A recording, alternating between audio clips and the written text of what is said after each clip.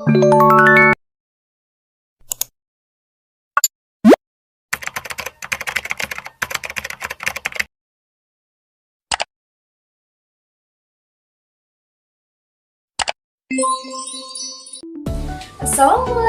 warahmatullahi wabarakatuh. Hello everyone. Let me introduce myself. My name is Anissa Safitri, and today I will tell you about Raden Ajeng Kartini. So don't forget for watching and listening. In a small village called Jepara, a bright and feisty girl was born on April 21, 1879. She was Raden Ajeng Kartini, the doctor of a region who had progressive views. Since childhood, Kartini has shown a great interest in education and knowledge. However, in the midst of a patriarchal society, access to education for women is very limited. Kartini grew up in an environment rich in culture and tradition, but she sensed the injustice experienced by women. Although her family was respectable, Kartini was not able to get the formal education she wanted. She could only learn from the books she had at home and relied on the knowledge gained from conversation with the intellectual around her. Kartini's dissatisfaction with the condition of the women around her deepens. She began writing letters to her best friend in the Netherlands, which later became one way to voice her thoughts.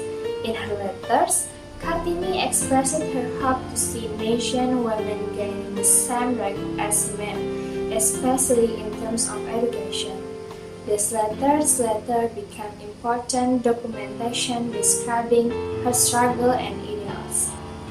At the age of 24, Kartini was forced to marry a regent, which was a tradition in her day.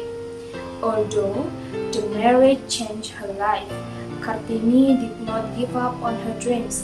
She continued to fight for women's education and sought to provide inspiration to the women around her. In her letters, she stressed the importance of education as the key to achieving freedom and equality. Kartini is not only fighting for herself, but also for the future generation of women. She set up a school for women in Jepara, albeit with various challenges. The school was a place for women to learn to read, write, and gain knowledge that had been hindered by social norms. Kartini believes that education is a tool to change fate. Although Kartini died at a very young age, 25, her legacy lives on. Her thinking and struggle inspired many women in Asia to rise up and fight for their rights. Kartini became a symbol of the women's emancipation movement, and its name is enshrined as Kartini Day, which is commemorated every 21 April. Kartini's works, especially her letters, became a source of inspiration for many. In the letters, she expressed her hope to see Indonesian women have equal opportunities in education and life. This message remains relevant to this day, given that the struggle for gender equality is still ongoing. As time went on, many Indonesian women were inspired by the spirit of Kartini. They fought in various fields, from education to politics to the arts. Kartini has paved the way for women dream and fight for their ideals. She is a vivid example that one vote can change a lot of things. Today, we reminisce about Raden Ajeng Kartini, who is not only as a national hero but also as a pioneer of women's emancipation. Her struggle teaches us that education is the right of every individual, regardless of gender.